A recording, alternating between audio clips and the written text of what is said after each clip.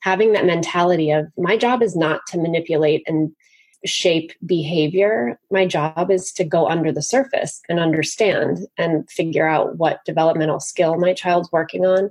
How can I be their partner and help them and be there as their assistant to give them the little boost that they need at every level. Welcome to Tilt Parenting, a podcast featuring interviews and conversations aimed at inspiring, informing, and supporting parents raising differently wired kids. My name is Debbie Reber. I'm the host of the show. And this week I'm talking with two guests, Heather Turgeon and Julie Wright. They are psychotherapists, partners at The Happy Sleeper, and co-authors of the new book, Now Say This, The Right Words to Solve Every Parenting Dilemma. Heather and Julie have a lot of ideas about how to handle difficult situations in a way that's respectful of the child and supports their social and emotional development. So today they're going to share some of these with us, including their ALP approach. It stands for Attune, Limit, and Problem Solve. How we can move through situations involving big or physical behavior, and things to consider regarding using rewards and punishments as tools for discipline. As I say at the end of the interview, I felt calmer just after having this conversation, so I hope it does the same for you. Thank you so much. And now, here is my conversation with Heather and Julie. Hello, Heather and Julie. Welcome to the podcast. Hi. So, all right. So we're doing kind of a bi-coastal record today, which is always exciting. I hope it's sunny in Los Angeles area, by the way. Before we get started, could you both take a moment just to introduce yourselves? And I'm also just curious how you came to collaborate together, how this relationship as co-authors and working together started. Okay, well, I'm Julie Wright, and I'm a marriage and family therapist. And I live in New York City. And I have a Mommy and Me program, actually Mommy and Daddy and Me program in Los Angeles that I continue to run. And I do sleep consultation work and parent consult work here in New York City. And I'm from New York originally, so I've kind of come back home. And I'm Heather Turgeon. I'm here, as you said, on the sunny West Coast, and I'm actually from New York as well, but I'm out here. Julie and I met through the Mommy and Me program in Los Angeles, and we have worked with parents on sleep and also communication, setting limits with empathy for years now together. And we wrote our first book, The Happy Sleeper, 4 years ago now. So see a lot of parents around sleep with baby to school age kids. And then more recently, our book, Now Say This, which is the ALP model of communication. So a lot of our clients are also, parents struggling with difficult moments and behaviors and family communication. So our practices are on both coasts, but we also work with parents all over the world, via Skype and that kind of thing. Awesome. Yeah, I wish the Happy Sleeper had been around when I was the parent of a young child, because sleep is just, I just imagine your businesses must be booming. This is such an area of pain for so many parents. Yeah, sleep is a real dilemma, and it's a real crisis moment for a lot of parents at different ages for different reasons. So yeah, it's a satisfying line of work because it's very, very fixable. Sleep is natural. So, babies want to sleep and kids want to sleep. So that's good. That's a good start. Yeah. Well, I feel like that's a whole other episode. So we might have to just bring you back on that to talk about sleep. If we have time at the end, we'll touch upon it. But what we were planning to talk about today is your new book you mentioned, Now Say This, The Right Words to Solve Every Parenting Dilemma. It's a great title. I love the idea of giving parents specific language around how to handle situations, because that's what I think so many of us find ourselves in those deer in headlight moments. And that's when we make unintentional bad choices. So as a way to get into it, I wanted to just talk about discipline in general. And you talk about that in the beginning of your book. I was looking back through past episodes, and we've done an episode here or there on positive discipline, and we certainly touch upon respectful ways to communicate with kids, but we haven't done like a lot of conversation specifically around different styles of discipline that a lot of parents are engaged in. And that's something that you know a lot about. Would you touch upon some of the more traditional approaches and maybe share what the harmfulness or effectiveness of those approaches might be?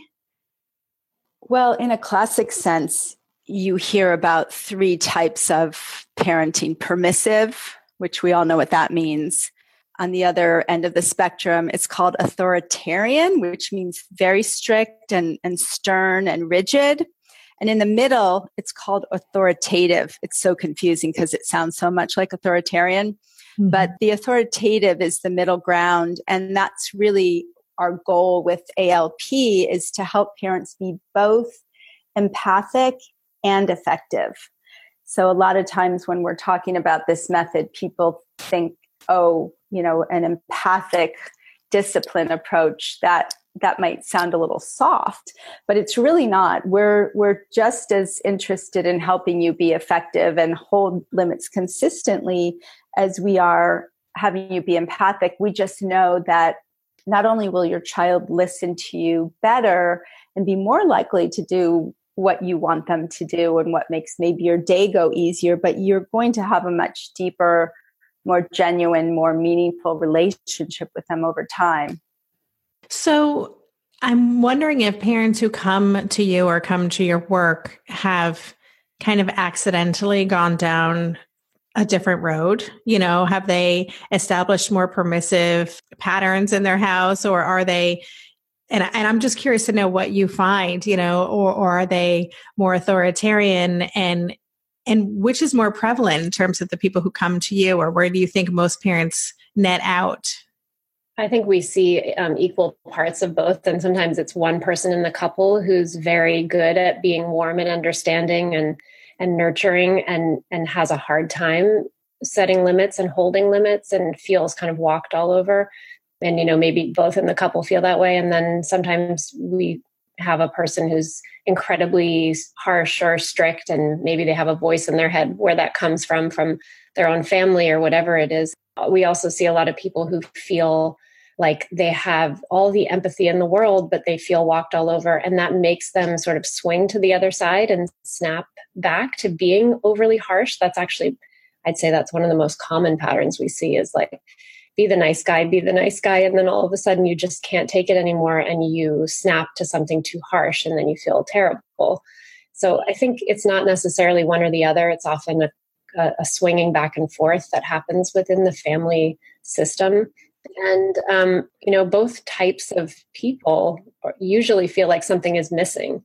They feel like either they're missing a connection, they're missing the warmth and connection with their child, then their relationship is suffering, or they feel like they're not, a strong enough parent, a clear enough parent who's really teaching their child how to be in the world and guiding them. So both exist and both are, sort of solved or encompassed by ALP. And it's also one of the main reasons we wrote the book, because we feel like so many parents these days are reading some brilliant work on the importance of empathy.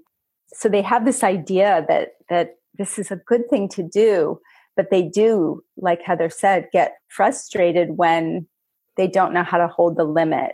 And they may then resort to losing their cool, flipping their lid, whatever you want to call it. Mm-hmm. So we wanted to give them an approach that was easy to remember and easy to practice. And we didn't find anything out there that was this simple to remember and applicable to so many different situations. So that was one of our main goals, was to make it really instantly usable.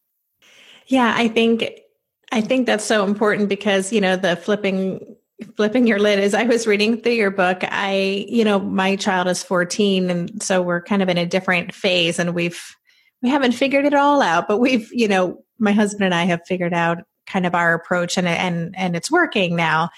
But I can still hear his voice, my husband's voice, doing that 1, 2, like just that countdown. You ask the child to do something, and then they don't do it, and then all of a sudden you're threatening with a countdown. And just to remember that was kind of our default. It was never the plan. But I think so many parents, especially a lot of my audience, our kids' behavior can be a little bigger. and we find ourselves more challenged in certain situations. And so it can be so easy to just reach that limit and then we just go to that default, whatever it is. Yeah, and we talk a lot about this in the book, and I would think it would be very relevant to your audience, is this idea of ALP going in multiple directions, including toward yourself. So in a difficult moment, if you feel yourself, the heat rising and the smoke, about to come out your ears, just give yourself some time to be empathic toward yourself so that you can have the time to make a chosen response rather than what we call in the book a knee-jerk automatic response in a really difficult moment like that. Well, before we go further, because I do want to ask you that specifically about how parents can learn to better do that specific skill, but can you walk us through the ALP process that you've developed, kind of explain what each of those stands for and what that looks like? Sure. The ALP model is a 3-step communication model that can really be applied to any difficult moment. The book Now Say This is designed for parents of baby to school age kids, but really ALP can be, applicable to any relationship. So the 3 steps are attune. So this is the moment that you, in whatever way works for your child, let your child know that you understand or that you're trying to understand them. This is the step that's often easily forgotten, I would say, that can be difficult to remember, but it's often the most powerful step. So taking that moment to take them in, let them know you understand, that's the A step. The L step is the limit setting step, which is, this is the moment I'm stating a family agreement. I'm telling you a limit. I'm stating a reality. This is what it is. This is the L step. And the P step is the problem solving step. This is a moment to use some creativity, to give your child a couple of choices, to engage their problem solving mind, and to move through the dilemma to the other side. So ALP. And tell us more about the A step. Why do we need to start there? Why is it so important to lead with empathy? Well, we have an interesting question we like to ask moms and dads, which is, when you're having a difficult feeling or emotion or difficult time, what do you most want from the person who's close to you? And the answers we almost always get, or, the theme of the answers that we always get are things like, I want to be heard. I want to be listened to. I want to be taken seriously. I want to be validated. I want the person to really listen to me. And then we say, well, and what do you sometimes get that you don't like? And then we get answers like, having my feelings dismissed or discounted or judged or overly patronized, like, well, you shouldn't worry about that. And so then the obvious next step is to say, we all need this. We all need that empathy in that moment. And in that moment, when we feel like the person is really listening to us, the urgency of our emotion immediately deflates because we're not still feeling alone with our feeling. Our feeling has landed on another human being and they've taken it in. And that's what we humans need more than anything in our difficult moments. Dan Siegel has a phrase that he says, name it to tame it. And it's very healing to start with an empathic step, because now your child feels like you're on their side and you're going to help them. You're not there to judge them or jump to a solution. So we could talk about the A step for this entire interview. It's incredibly powerful. When we listen to our children, they're much more likely to listen to us, and they're also much more likely to feel close to us. Mm-hmm. Yeah. For us, that empathy piece, it's something I personally have been working on for a couple of years now, especially in those bigger emotional reaction moments. And I have found it's almost like a magic button, to diffuse. It's incredible. And I still don't always remember to do it, but it really is such a powerful thing, how quickly it can immediately just shift the energy and whatever's happening with your child. Yeah. Yeah, it's so powerful. And I think it's, we have all these voices in our head or these ideas as parents when something comes up that's challenging or our kids are suffering for whatever reason, or they're frustrated, angry, mad, sad, they're having a difficult moment, that it's so hard to pause and let that be, let them, ride that emotional wave, so to speak, and not want to jump in necessarily and fix it or judge them or hurry them along or, make it go away. I think that's such an important part of having kids feel understood and like their feelings have a place to go, and they can sort of let the wave come and go that way. It's huge. And it's such a connecting moment. And it also really makes you more effective in what you say next. Maybe I've watched too many seasons of The Amazing Race, but every time I have to go somewhere on the subway, I treat it like a competition. It's all about making the right gut decisions about which route will get me there the fastest. Sometimes those decisions get me where I'm going early, and other times my gambles don't really pay off. Probiotics can't help with most gut decisions, but if your gut needs a little support, Ritual has your back. Their Synbiotic Plus, a 3-in-1 supplement, has clinically studied prebiotics, probiotics, and a postbiotic to support a balanced gut microbiome. I've been using Synbiotic Plus for about 6 months now, and it's become a core part of my morning routine. I take the mini capsule every morning while making my way through my inbox, whether I'm at home or I'm on the road, because it doesn't need to be refrigerated. And the capsule itself is delayed released, which helps it survive the harsh conditions of the upper GI tract for delivery to the colon. And that's exactly where we want it to go. Ritual invested in a study modeling the human colon, which showed that Synbiotic Plus significantly increased microbial diversity and the growth of beneficial bacteria. There's no more shame in your gut game. Synbiotic Plus and Ritual are here to celebrate, not hide your insides.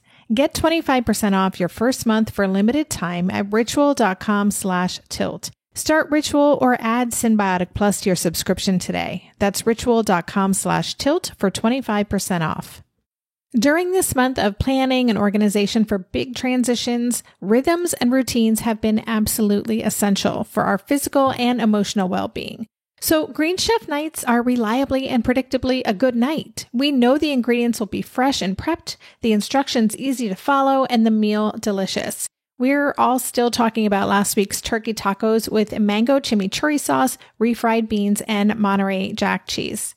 Green Chef contributes to a healthy lifestyle with easy and delicious menus like fresh seasonal salads and green bowls. And with over 80 weekly meal and market options, plus rotating options to suit a variety of lifestyles, whether Mediterranean, plant-based, calorie-smart, keto, protein-packed, gluten-free, there are always plenty of options to choose from. Whatever you select, you'll get farm-fresh ingredients, organic whole fruits and veggies, and premium proteins, all delivered straight to your door. I love those 4 words. Straight to my door. Oh, and one more thing I love about Green Chef, they have an app, which means it's easy to manage meal preferences and delivery from your phone if you want to. And I, for one, want to. I am in that mode where I'm making the most of little moments like waiting in line at the pharmacy or for the F train to pull into the station to tackle all of those to-dos. So the convenience of an app is key for me. Green Chef has a special offer for Tilt listeners. Go to greenchef.com/tilt50 and use code TILT50 to get 50% off plus 20% off your next 2 months. That's 50% off plus 20% off your next 2 months when you use the code TILT50 at greenchef.com/tilt50. It also makes you the safe person to come to with their feelings. If you're either judging, dismissing, or overly assuaging their feelings, they're getting the message over time that you don't want to hear their big feelings. And this is exactly the opposite of what we want. When our kids grow up and our teenagers are having much more difficult issues, we really want them to be able to talk to us and know that we're a safe person to talk to about their problems. It's so important to remember a lot of our kids, differently wired kids in particular, can be, their emotions, the way it comes out can be, highly frustrated or easily angered or explosive in those things. And I know that for me, and I hear this from many parents in my community, that a lot of us are uncomfortable with the emotion, right? And I really have a hard time even being around anger. And I think many of us just either we don't want to be with it, we don't want to be around it, and therefore we aren't validating it. And we may even just be sending the message that this is a bad emotion to have. And of course, there are no bad emotions, Mm-hmm. So that's a really tough one. I'm wondering if you've talked about this pause. Do you have any secrets for any like special strategies for parents who find themselves having a hard time taking that moment to separate themselves from their child's emotional response so they can get that distance, so they can give their child the space to be in that without us trying to fix it? Yeah, I think it's a good idea to test out a few and see what works. So for example, the first step is just recognizing a difficult emotion and maybe counting to 3. If you're in a safe place and there's nothing urgent going on, that you count to 3, count to 10, take a deep breath. Sometimes you might need to say, mommy actually needs a timeout for a second, or I need to take a calm down is what we would call it. And remove yourself if you need to. I like visualization. So for me, it works really well to imagine big emotions as waves and that they sort of come underneath me and that they can sway me, but they're not going to knock me over. So I kind of imagine that a big feeling is like I'm almost seeing it come towards me and sort of go underneath me, and it affects me, but it doesn't knock me over. And I really have to say to myself, this is not my, it's not my job to make this go away. I'm just here. I'm just here to be with it. I love that wave analogy. Is this something that gets easier with time in your experience? Like the more we practice it, does it become more of our natural place to go? Oh, I think absolutely. As much as the ALP step is easy to remember and, it's only 3 steps, it's not, and it sometimes feels like a magic trick, but it's not a magic trick and something that you can just say, oh, I do this now. It's so easy. It's really a mindfulness practice. It really takes time, and it takes a lot of kindness toward yourself and a lot of patience and a lot of going back and saying to your child, can I try that again? Or doing some repair when we need to, and being very, very aware that this is a quest. We're on a quest. I always think of it as this high mountain peak that's so high that we'll never actually climb all the way up to it, but we're just always taking a few more steps higher toward it. It's very, very difficult. And you will forget over and over again to do the A step. But I think time is your friend for yourself, perhaps as a parent.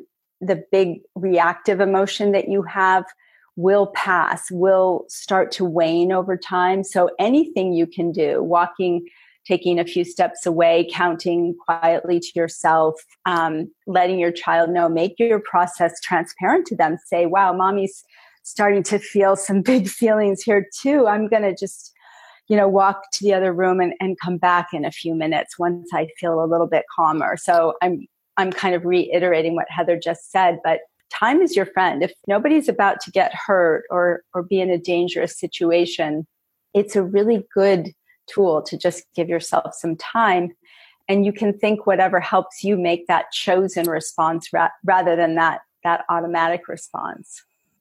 And then if we do, or maybe I should say when we do make a bad choice in that moment, I was just meeting with a bunch of parents the other day, and we were talking about this, and there is a lot of guilt and shame that I think many of us experience in, after those moments where we do lose it, or we blow up, or we yell at our kid. So you talk about repairing. Can you talk about that? So the repair step I think it's so beautiful that it exists, because it's such a good reminder to parents that you don't have to get it right the first time, and that's not even the goal. We don't even want to come across as perfect parents who always, are perfectly calm and say the right thing and act correctly. That would be weird anyway. So being a human being with all of your nuances of how you react, and sometimes it's not the right way or the way that you wish you had reacted, is actually a good opportunity for your child. It's not not important to be perfect. It's actually kind of can be a connecting moment for you and your child. And it also teaches them that you're not perfect, you're a human, and that you can have moments of what you would call like a rupture or just a moment that you aren't in sync, and that you come back together and you repair. So that's what repair is about. And it's just acknowledging that you didn't say something that you wish you had said, or just processing what happened. So just saying, if it can be in the moment, because you can calm down enough and take a deep breath and go like, oh, wait a minute. Okay, hold on. Sorry, I was getting frustrated. This is what I meant to say. Or even the next day or later that day to say, I was thinking about what happened earlier, and I was really frustrated because X, Y, Z. And then I said this, and I think, what were you thinking or, feeling at the time? Try to process it and acknowledge what happened. And then it brings you back together in sync. And we always recommend to our clients that they repair, because instead of brushing it under the rug and hoping that it's fine and nobody cares and nobody remembers, just go back. You can go back at any time to repair. Yeah, and it requires some vulnerability too on the part of the parent. And I imagine that is hard for some people to be in that space. Yeah, it's really true. But if you think about what you're modeling for your child when you do that, I mean, they're going to make all kinds of mistakes, and we don't want them to feel that they're so vulnerable because they've done such a terrible thing. We want them to feel like making mistakes is normal. And it's fine to say, can we talk about that? I'm not sure I did it the way I wished I had. And if we do it in that open way, it helps them enormously going forward. Yeah, just to know that one bad moment doesn't define us, and we can repair, make reparations, and move on. Yeah, exactly. I think it's an old idea that parents have to be perfect, and if they make a mistake, it's shameful. And it's exactly what we're trying to change the dynamic on in our relationship with kids. When they do something that's not what we want them to do, we don't want them to feel shame for it. Right. So you have a really nice graphic in your book, or not a graphic, a drawing that is a picture of an iceberg. And I thought this was so interesting. And could you walk us through that iceberg analogy? Because it's just a nice visual, I think, for all of us to keep in mind. Yeah, we love the iceberg analogy. I think that's one of my husband's drawings. So. Oh, nice.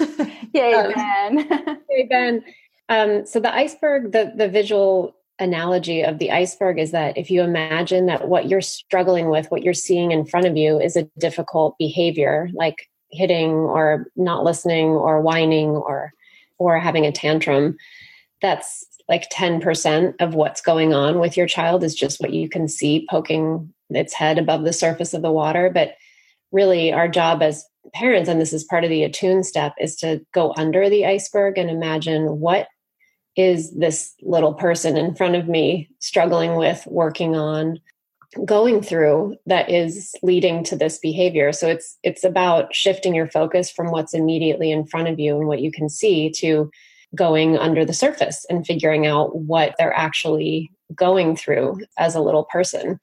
And it's, I think, a really, really important mentality or sort of lens to see your child's behavior through, because it really shifts you from judging or thinking you need to fix something that's at the tip of the iceberg to trying to understand more of what's under the iceberg. And that actually does lead to more transformative change, or more a deeper change.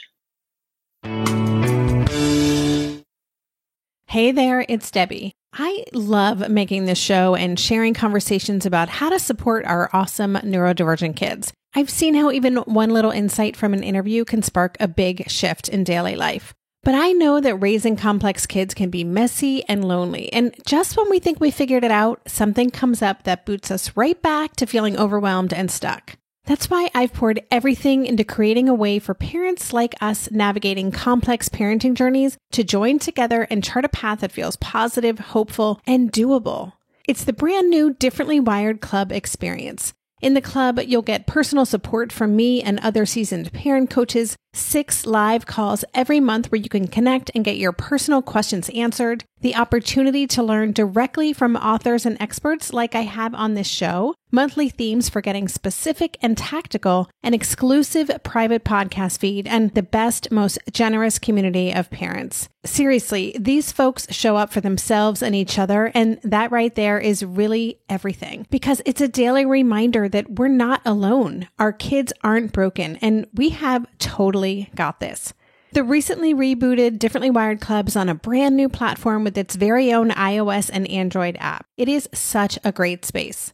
However you learn, whatever your style, no matter the ages, genders, and neurodivergent profile of your children, the Differently Wired Club can help you cultivate the positive shifts you're hoping for. Join us today by going to tiltparenting.com/club. That's tiltparenting.com/club. I hope to see you on the inside.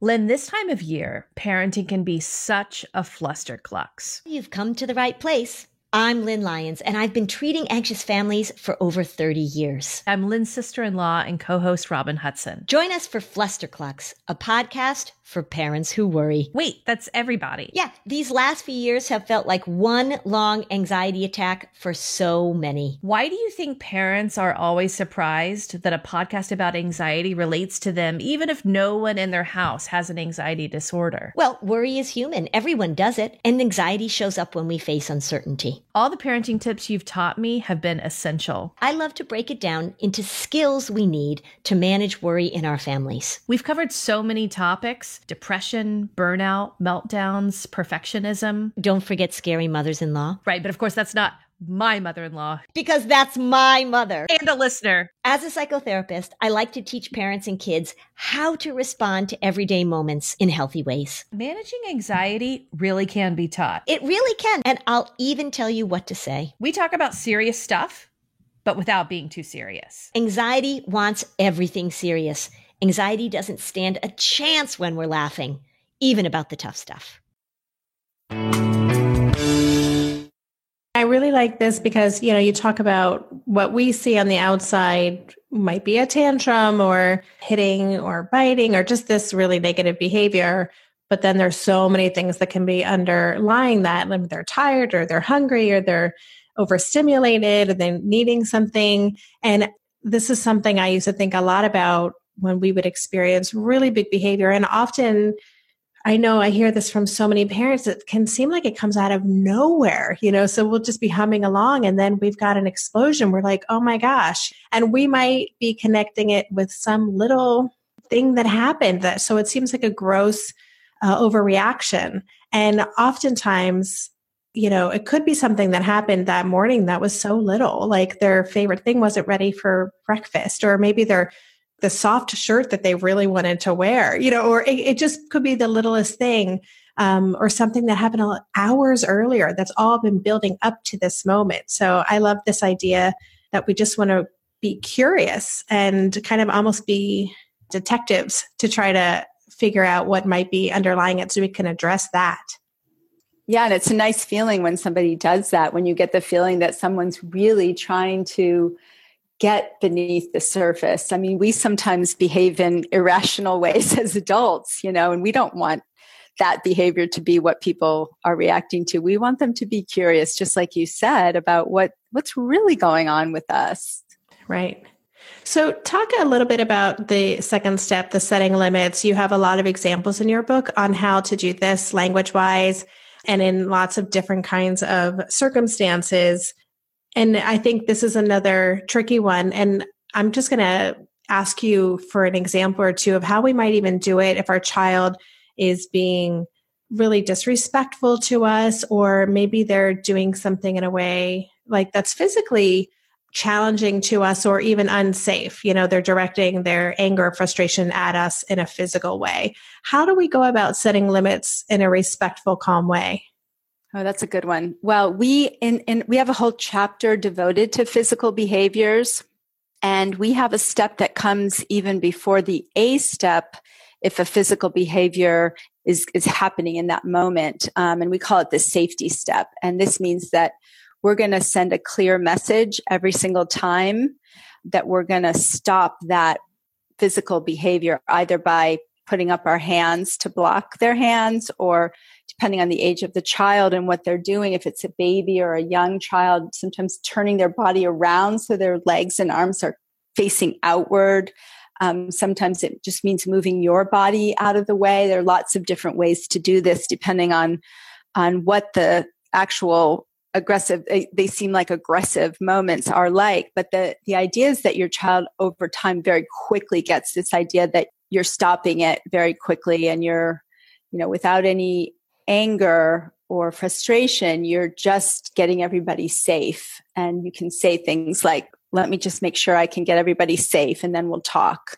So you do that before you go into the A step. And jumping ahead to the limit setting step, for things like that, limits can be pretty repetitive. We don't hit because it hurts people. We don't push or shove or bite or pull hair because it hurts people.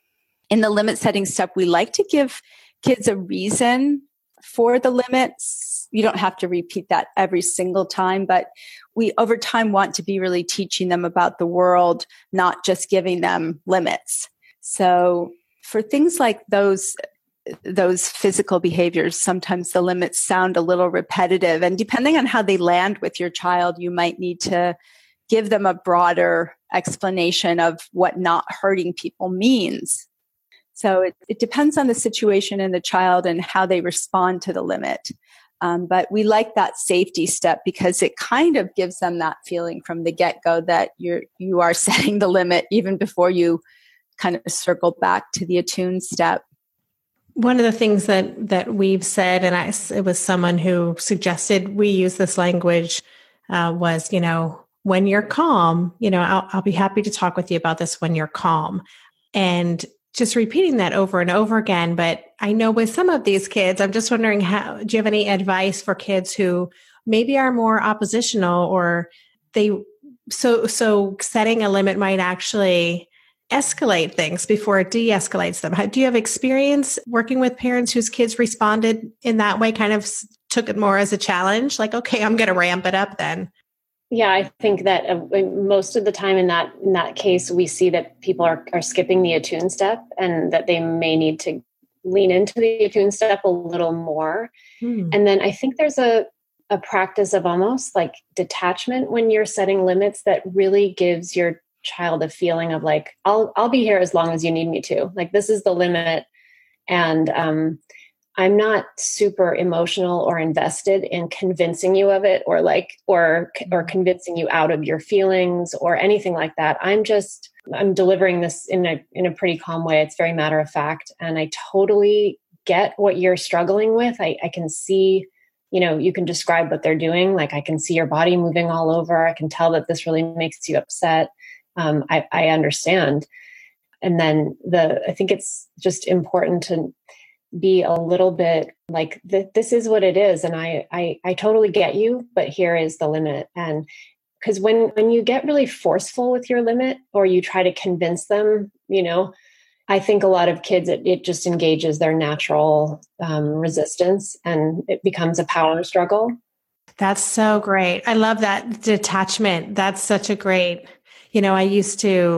I wrote this in my book. I used to pretend like I was Jeff Spicoli in Fast Times at Ridgemont High, and be like I just had to be in his, head for a little while and be like, hey man, I'm not okay with this. And when you're calm, we can talk, but right.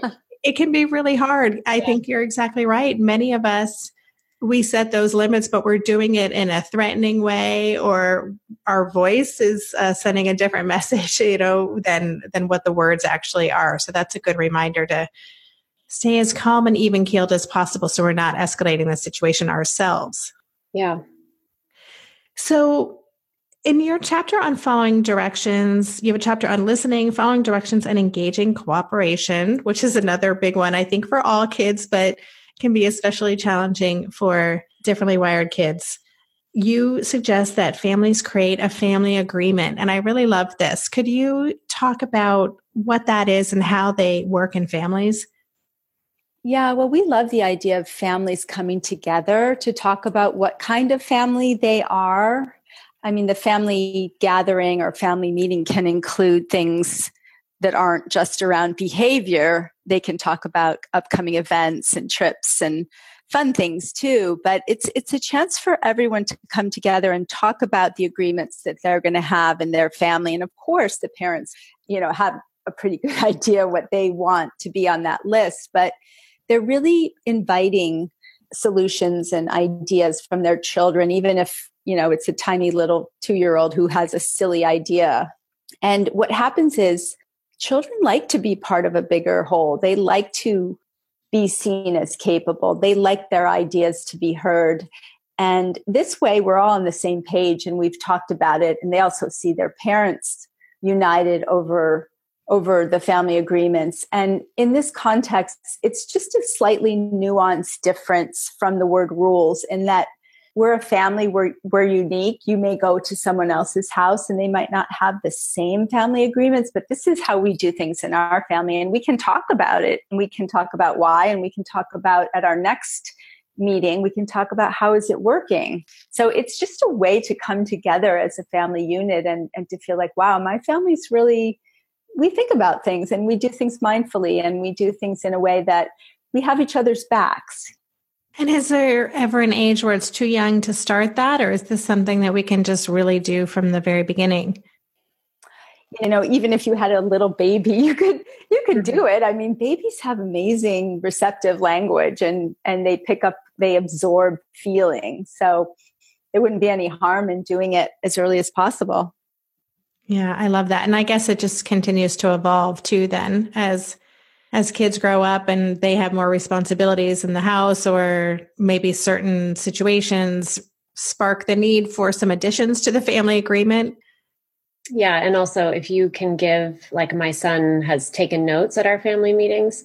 And so at the time they're able to write, that's a great little job to give somebody in the family, to be the note taker, to really feel like they're part of it.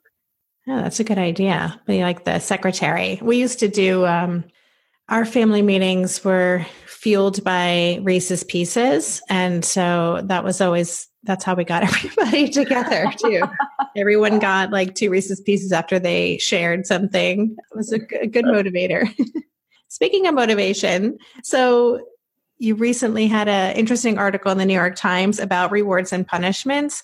And I really enjoyed reading it. It's something, again, that comes up a lot in this community in particular. I had Alfie Kohn on the podcast recently, and, we talked about his work and thoughts regarding rewards and punishments. And I also recently had another expert on about ADHD and how so many kids with ADHD actually do need rewards. And I'm just kind of curious, could you share the premise of that article? And I'm sure you got some interesting feedback from it as well. Yeah, we sure did. It's something that it really gets people talking. And so the idea is really to not rely on rewards and punishments. That punishments are kind of easier to convince parents away from because they can make kids feel shamed. And usually when you punish somebody, or, let's say timeout is one of the most common forms of punishment, or taking something away. And we actually think that calm down time is really useful. So if timeout is reshaped or takes on a new face in our book, because we think that taking a moment to calm your body down, if you do it with the right intention, is super helpful. So timeout versus calm down. But in a punitive way, when you're harsh and punitive, kids don't really learn from punishments. Human beings don't really learn from punishments. We just become shut down, and the creative problem solving parts of our brain kind of shut down. So that's a little bit easier to convince parents to try to avoid. But parents are rewards are just a part of our culture. I feel like and it's not that we think that it's a terrible idea to use rewards. We just want to shift people from thinking about the whole point is not that we're trying to shape behavior. We're not trying to manipulate and shape our kids. We're trying to understand them as human beings and to guide them and to be their partners in learning about the world. So it's not really like we have any problem with specific things that people do. If it's working, then you continue to do it. But having that mentality of my job is not to manipulate and shape behavior. My job is to go under the surface and understand and figure out what developmental skill my child's working on. How can I be their partner and help them and be there as their assistant to give them the little boost that they need at every level. So it's not really about the behavior, and rewards and punishments are very much about behavior. Yeah, I really like that answer. And yeah, it's a tricky one. And, that taking something away, I think, is a default for so many parents, because we have, for most kids, for many kids, their currency is their screen time, right? It's their iPads or their devices. And so many parents hold that over them, that this is going to go away unless, when we use that in less language. And I think there's probably a lot of parents who are like, but if I don't have that, what do I have? If we're dealing with something tough and, sometimes we feel like we just need it to stop or to address it in a way that's quick. And so I think, would you say that we have to remind ourselves that this is a long game that we're in, and the more time we can kind of devote to problem solving now, as opposed to trying to just do those quick fixes, the better off our kids will be? Definitely. And I also think that it's aligned with this idea of helping them develop their internal monitor of right and wrong. So they're ultimately behaving from a level of principle. I understand the reason why this is the right choice to make, or I have to do this right now, or I can't do this right now, rather than just, like Heather said, being shaped from the outside in the moment. It's a very low level of morality to just try to get them to do or not do something in a moment, by offering a reward or punishment. So it's definitely a much more complicated, messy, long haul situation. But we want our children ultimately to behave from an internal moral place. Absolutely. I love that. We're raising humans, not well-behaved children. Mm-hmm. So I think we're going to have to talk about sleeping another time. So maybe we can talk about bringing you back on just to discuss sleeping, because I think there's probably a lot of interest in that topic. We could absolutely go on and on forever about sleep. Perfect. Okay. So before we say goodbye, then would you just share where listeners can connect with your work, find your book, and maybe where you are on social media? Sure. Our website is thehappysleeper.com, and we're on Instagram and Facebook at The Happy Sleeper. Our books are on Amazon and everywhere.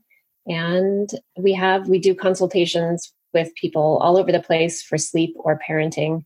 So yeah, our website is the best place to reach us. And if you're local to New York or LA, we'll do in-person consults with you, which we love. Excellent. Okay. Well, listeners, I will leave all those links in the show notes pages. You can easily connect with Heather and Julie. And thank you so much to both of you for this conversation. I learned something from all my guests, and this was no exception to that. So thank you. And I actually even just feel calmer in general after talking with you both. So thank you for that. That's wonderful. Thanks for having us. It was really nice. Thank you. You've been listening to the Tilt Parenting Podcast. For the show notes for this episode, visit tiltparenting.com/podcast and search for this conversation. If you like what you heard on today's episode, I would be grateful if you could take a minute to head over to Apple Podcasts and leave a rating or a review. Thank you so much for helping us stay visible so people who would benefit from the show can easily find it. If you want to support the show and help me cover the cost of production, please consider joining my Patreon campaign. To support the show, just visit patreon.com/tiltparenting. Lastly, if you aren't already part of the online community at Tilt, I invite you to sign up at tiltparenting.com on the box in the bottom where it says Join the Revolution. Every Thursday, I send out a short email with a quick note from me, a link to that week's podcast episode, and links to 5 stories from the news that week that are relevant to parents like us. Again, you can sign up and learn more about Tilt at www.tiltparenting.com.